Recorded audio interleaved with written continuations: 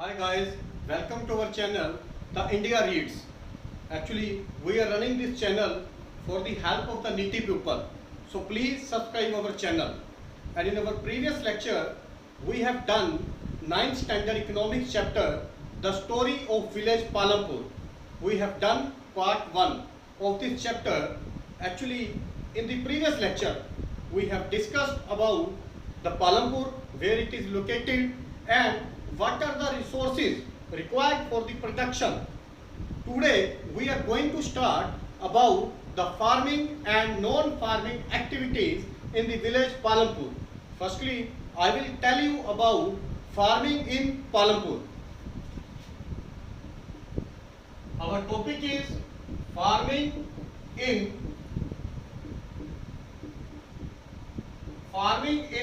पालमपुर. तो पहले हम डिस्कस करेंगे पालमपुर में फार्मिंग के बारे में.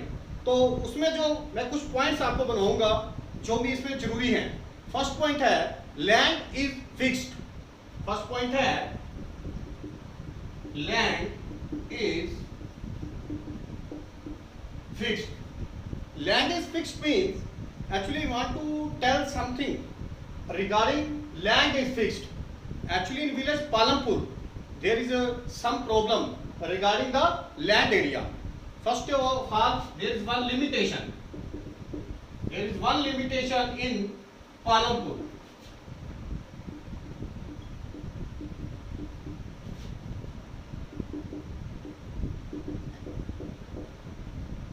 Actually, limitation is that the land area is fixed.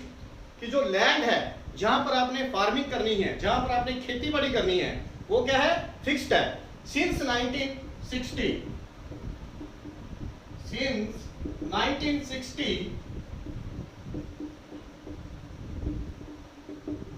No expansion in land area.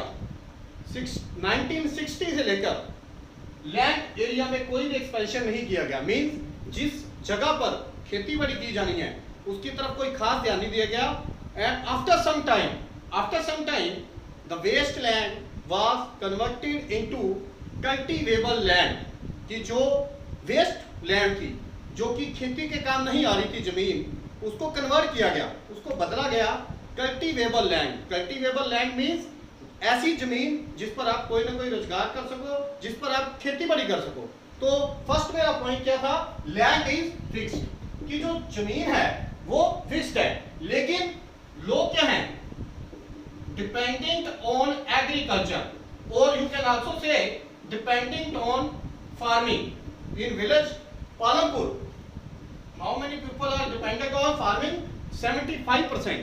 यानी कि 75% लोग ऐसे हैं जो कि फार्मिंग पे डिपेंड करते हैं, जो कि खेती बाड़ी पे डिपेंड करते हैं, जिनका रोजगार, जिनकी रोजी रोटी खेती से ही चलती है. लेकिन limitation, problem, what problem they are facing? The area, land area is fixed and there is no expansion in land area. कि जो लैंड का एरिया है, जो जमीन है, वो क्या है? कम है. तो अब मैं सेकंड पॉइंट आपको डिस्कस करने जा रहा हूं.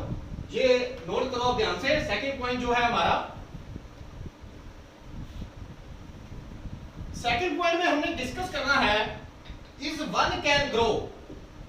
Is one can grow more from a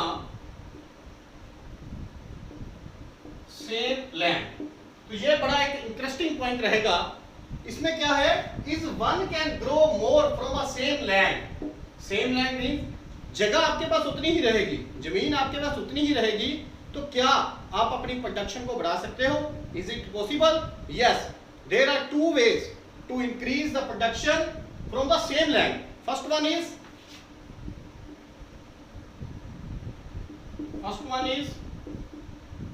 multiple cropping.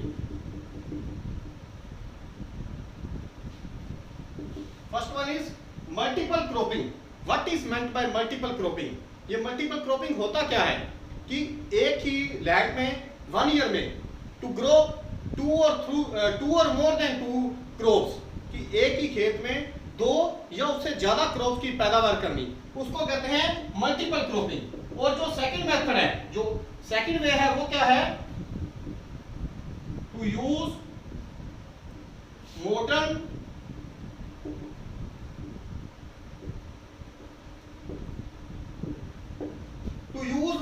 Farming methods.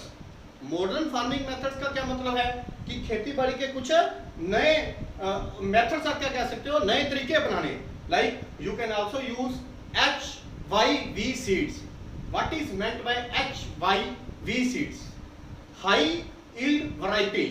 High yield variety का मतलब HYV seeds, high yield variety. High yield variety का मतलब जिनकी पैदावार ज्यादा होती है। ऐसे बीज लगाओ जिनसे आपको प्रोडक्शन ज्यादा मिल सके। इसके अलावा chemical, pesticides, fertilisers, you can use number of things which are related to modern technique. With the help of these things you can increase the production from the same land. Now we are going to discuss about third point.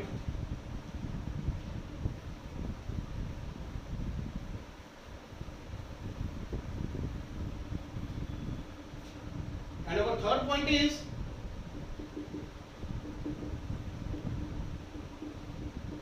will the land sustain? अब sustain का मतलब है सुरक्षित रहना। क्या जो जमीन है क्या वो वैसे की वैसे रहेगी जिस पर आप प्रोडक्शन कर रहे हो, जिसको आप एज अ फार्मिंग यूज कर रहे हो? तो ये एक काफी कॉम्प्लिकेटेड क्वेश्चन बन जाता है कि क्या हम अपनी लैंड जो है उसकी फर्टिलिटी को क्या हम वैसे ही रख सकते हैं एज इट इज? तो इसमें मैं आपको बताने जा रहा हूं first of all soil fertility के बारे में। सोइल फर्टिलिटी डिक्रीज, या you can also say that soil fertility reduced due to modern farming methods। जब हम नए खेती के तरीके अपनाते हैं, लाइक आप केमिकल फर्टिलाइजर यूज करते हो या आप पेस्टिसाइड यूज करते हो जिसको आप रासायनिक खाद्य कह सकते हो, या कुछ कीड़े मार दवाइयां होती हैं, तो उससे क्या है बेनिफिट तो मिलता है कि प्रोडक्शन इंक्रीज होती है, लेकिन साथ में एक नुकसान भी होता है। उससे क्या होता है जो फर्टिलिटी होती है सोइल की, फर्टिलिटी मीन जो जमीन की उपजाऊ शक्ति है उसकी जो पैदावार करने की शक्ति है वो क्या हो जाती है डिक्रीज डे बाय डे, वो कम होनी शुरू हो जाती है। क्योंकि जो मॉडर्न फार्मिंग मेथड्स हैं उनका हम अगर कंपैरिजन करें ट्रेडिशनल मेथड के साथ तो बहुत ज्यादा आपको डिफरेंस देखने को मिलेगा। ट्रेडिशनल मेथड्स में क्या होती थी, नेचुरल मैन्योर यूज करते थे। Natural manure means cow dung, like गाय का गोबर था उससे खाद बनाई, तो वो क्या था वो सोइल की फर्टिलिटी को खत्म नहीं करती थी, कम नहीं करती थी। लेकिन जहां आपको इसके फायदे मिल रहे हैं कि मॉडर्न टेक्निक्स के, मॉडर्न मेथड्स के, वहां इसके कुछ नुकसान भी हैं। तो आपने जैसे कि ग्रीन रेवोल्यूशन के बारे में सुना होगा। ग्रीन रेवोल्यूशन कब आया? आफ्टर 1960। तो उसमें क्या हुआ, there was increment in the production of wheat and rice. It was known as green revolution. इसको हरी क्रांति का नाम दे दिया गया। लेकिन इसके फायदे तो बहुत ज्यादा मिले, लेकिन उसका नुकसान क्या हो रहा है कि जब हम ये केमिकल्स पेस्टिसाइड यूज करते हैं या फर्टिलाइजर जो कीड़े मार दवाइयां होती हैं, तो उससे कई बार क्या होता है जमीन की उपजाऊ शक्ति कम होनी शुरू हो जाती है। तो फर्स्ट आपको दिक्कत आती है कि अब जमीन की जो फर्टिलिटी है या जिसको हम जमीन कह देते हैं उसको हम पूरा सुरक्षित नहीं रख पाते। और दूसरा चीज जो है वो मैं आपको बताने जा रहा हूं, ग्राउंड वाटर। अब आपको पता है कि जो मॉडर्न मेथड्स हैं इसमें इरिगेशन, जो जमीनों को पानी दिया जाता है उसकी भी ज्यादा जरूरत होती है। तो उसके लिए हम क्या करते हैं, हम वेल ट्यूबवेल्स लगाते हैं कि धरती के अंदर से पानी खींचने के लिए। And due to this decrease the water table, जो वाटर टेबल है वो डिक्रीज होना शुरू हो जाता है। तो ये इसकी क्या दो डिसएडवांटेज भी आप कह सकते हो कि विल द लैंड सस्टेन, कि क्या आप जमीन को बचाकर रख पाओगे जब आप मॉडर्न फार्मिंग मेथड यूज करोगे। तो उसकी दो डिसएडवांटेज मैंने आपके सामने रखी हैं। और ये क्वेश्चन बहुत से कॉम्पिटिटिव एग्जाम में आपको जरूर आता है कि इसकी डिमेरिट्स क्या हैं, क्या आप लैंड को सस्टेन बचाकर रख सकते हो। तो इसके लिए एक जो मैं आपको कहना चाहता हूं, हमें क्या करना पड़ेगा, we have to care our environment for the future generation, for the future developed agriculture. अगर आप भविष्य में आने वाली पीढ़ियां अगर चाहती हैं कि एग्रीकल्चर का प्रोडक्शन बढ़िया से चलता रहे, तो हमें अपने एनवायरनमेंट को बचाना पड़ेगा, अपने एनवायरनमेंट की केयर करनी पड़ेगी। Now we are going to discuss about fourth point, and the point is how is land distributed between farmers. How is land distributed between farmers. How is land distributed between farmers in Palampur. Distributed का मतलब कि बांटना, कि जो farmers हैं उनको जमीन किस तरह से बांटी जा रही है, किस तरह से जमीन उनके हिस्से में आ रही है। तो ये भी एक प्रॉब्लम कह सकते हो आप, एक डिफिकल्टी कह सकते हो जो कई किसानों को फेस करने पड़ रही है। इसकी मैं 2 कैटेगरीज बनाना चाहूंगा। फर्स्ट कैटेगरी में कौन से लोग आ जाते हैं? दलित आ जाएंगे इसमें। दलित मीन्स जो हैं लैंडलेस लेबरर्स हैं। वो landless labourers means, for example मैं आपको एग्जांपल देकर समझाना चाहता हूं कि टोटल फैमिलीज हैं 450 फैमिलीज है मान लो पालमपुर में, उसका आपने क्या करना है 1/3। 450 फैमिली का 1/3 कर दिया, मींस 150 के करीब फैमिलीज ऐसी हैं जिनको क्या है, जो लैंडलेस हैं, लैंडलेस, जिनके पास जमीन ही नहीं है। तो ये भी एक बड़ी मुश्किल वाला काम है कि 1/3 नियर अबाउट 450 फैमिलीज हैं, तो उसका 1/3 150 150 फैमिलीज ऐसी हैं जो लैंडलेस हैं, जिनके पास क्या है, जमीन ही नहीं है। और उसके अलावा 240 फैमिलीज। अब मैं जैसे डिस्कस कर रहा था आपके साथ फैमिलीज के बारे में डिस्कस कर रहा था, तो लगभग 240 फैमिलीज ऐसी होंगी जिनके पास less than 2 hectare land. 240 families ऐसी होगी जिनके पास क्या है, less than 2 hectare land, 2 hectare से भी कम जमीन है। तो वो जब प्रोडक्शन करेंगे तो सिर्फ उनका ही गुजारा बड़ी मुश्किल से हो पाएगा, वो कोई सरप्लस प्रोडक्शन नहीं कर पाएंगे जिससे वो अपनी प्रोडक्शन को मार्केट में सेल करके कुछ सेविंग कर सकें। और ओनली 60 फैमिलीज ऐसी हैं, ओनली 60 फैमिलीज, ओनली आप कह सकते हो 60 फैमिलीज ऐसी हैं जो कि मैं उनको काउंट करता हूं लार्ज फार्मर्स। लार्ज फार्मर्स की कैटेगरी में मैं इनको काउंट कर देता हूं, जो बड़े किसान हैं 60 फैमिलीज जिनके पास क्या है, मोर देन 2 हेक्टेयर लैंड। तो देखो मैंने आपको बताया था, जो डिस्कस किया था मैंने आपके साथ 450 फैमिली के बारे में, तो 240 फैमिलीज प्लस 60 300 फैमिलीज ऐसी हैं, और 150 टोटल 450 हो गई। 150 फैमिलीज ऐसी हैं जो लैंडलेस हैं, they are working as a labourers, और 240 फैमिलीज ऐसी हैं जिनके पास लेस देन 2 हेक्टेयर से भी कम है जमीन, और सिर्फ 60 फैमिलीज ऐसी हैं जिनको हम लार्ज फार्मर्स की कैटेगरी में इंक्लूड कर सकते हैं, जिनके पास 2 हेक्टेयर से ज्यादा जमीन है। Now we are going to discuss next point. Next point is who will provide the labor। next point, 5th point है who will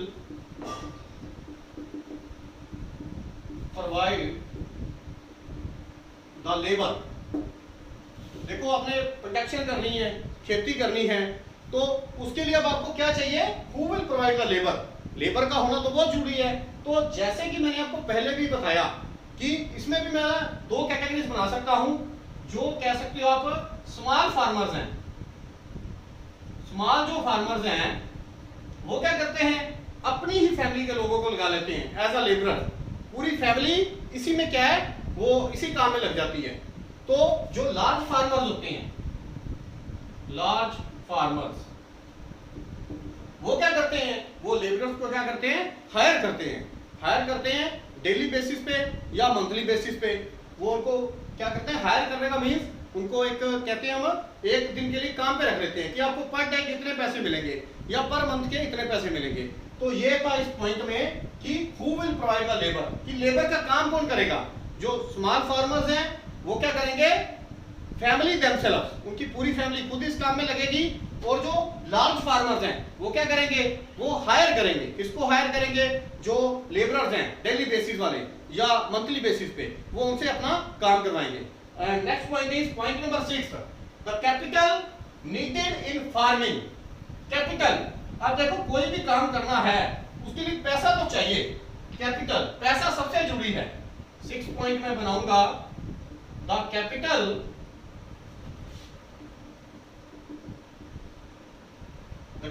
needed in farming।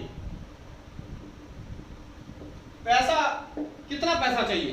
फिर इसकी मैं 2 कैटेगरीज बनाऊंगा, एक तो आ गए स्मॉल फार्मर्स। जो स्मॉल फार्मर्स हैं वो क्या करेंगे, वो पैसा बोरो करेंगे, borrow money from money lenders. वो पैसा उधार लेंगे, बोरो करेंगे। मनी लैंडर्स कौन होते हैं, जो पैसा ब्याज पे देने का काम करते हैं, शाहूकार। लेकिन इसकी एक डिसएडवांटेज क्या है, high rate of interest. They charge high rate of interest. वो ब्याज ज्यादा लेते हैं। जब ब्याज ज्यादा ले लेते हैं तो क्या होता है, जब प्रोडक्शन सेल होती है कर करा के क्या होता है, उनका खुद का गुजारा ही बड़ी मुश्किल से हो पाता है। और दूसरी कैटेगरी में बनाऊंगा medium and large farmers. Medium और large farmers, they use money from their saving. जो पैसा उन्होंने सेव करके रखा होता है अपनी, देखो उनके पास सरप्लस प्रोडक्शन होता है। सरप्लस मीन उनको जितना चाहिए उससे ज्यादा, तो वो जो ज्यादा प्रोडक्शन होती है उसको मार्केट में सेल कर देते हैं और कुछ पैसे सेव करके रख लेते हैं ताकि वो पैसा प्रोडक्शन के लिए यूज कर सकें। या फिर उन पैसों से they can also buy any farming instrument, like they can buy machine, tractor, thresher etcetera. And next point is sale of surplus. Sale of surplus, तो मैंने आपको पहले ही बताया कि सरप्लस, कि जो जरूरत से ज्यादा प्रोडक्शन होती है उसको आप सरप्लस कहते हैं। तो अब सरप्लस जो प्रोडक्शन होती है उसका करना क्या है, मैंने आपको पहले ही बताया। जो स्मॉल फार्मर्स होते हैं उनके पास क्या है, they have production just for their consumption. सिर्फ अपना पेट भरने के लिए, अपने गुजारे के लिए उनके पास प्रोडक्शन होती है, उतनी की उनकी पैदावार होती है। लेकिन जो लार्ज फार्मर्स होते हैं, large farmers, you can also say बड़े किसान, लार्ज फार्मर और मीडियम फार्मर्स, वो क्या करते हैं, sell the production in market and earn some money.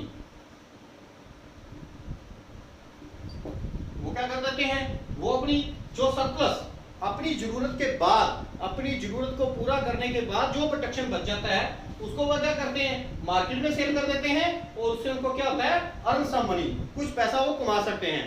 तो ये तो था सारा फार्मिंग एक्टिविटीज के बारे में। Now we are going to discuss about non farming activities. First of all we will discuss about dairy। Our main point is non-farming activities. Actually, before that, we have discussed about only farming activities. कि farming activities क्या होती हैं, farming activities में क्या क्या चीजें जरूरी हैं। जैसे मैंने आपको लैंड के बारे में बताया, कैपिटल के बारे में बताया। तो अब हम नॉन फार्मिंग एक्टिविटीज के बारे में डिस्कस करेंगे। तो उसमें फर्स्ट पॉइंट आपका बनेगा dairy. Near about 25% people are engaged in this profession. 25% के करीब लोग हैं जो इस प्रोफेशन में लगे हुए हैं, जो डेयरी फार्मिंग का काम करते हैं। एक्चुअली क्या होता है, दे फीड देयर बुफेलोस। वो अपनी बुफेलोस को रखते हैं, पालते हैं। किस किस चीज के लिए पाते हैं, किस किस चीज पर पाते हैं, ओन ग्रास, बाजरा, ऐसी चीजें उनको खिलाते हैं for the good production of milk, ताकि उनको ज्यादा से ज्यादा दूध मिल सके। और वो दूध का करते क्या है, milk is sell in the market in the village, from village milk is transported to cities and towns. तो ये भी एक अच्छा प्रोफेशन है जिसमें आप अच्छी कमाई कर सकते हो। And second one is small scale manufacturing.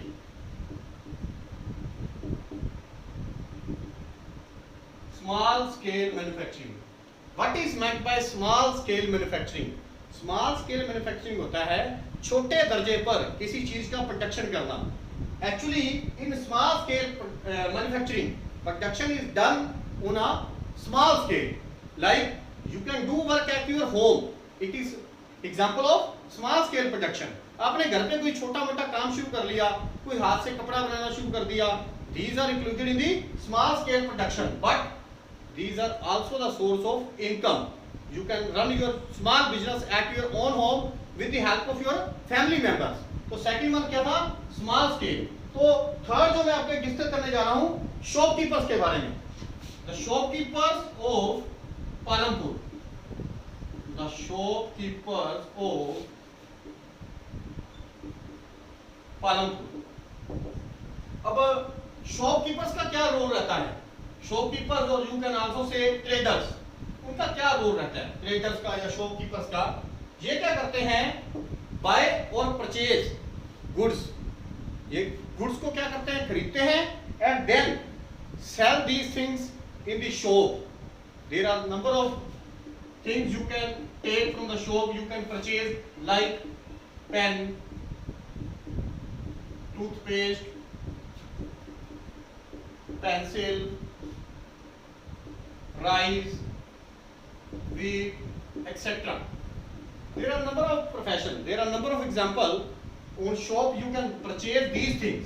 तो ये शॉपकीपर्स का रोल रहता है। शॉपकीपर्स क्या करते हैं कि चीज को खरीद लेते हैं और फिर उसको क्या करते हैं, विलेज वालों को सेल कर देते हैं। तो ये भी एक इनकम का सोर्स है। और लास्ट वन जो है वो है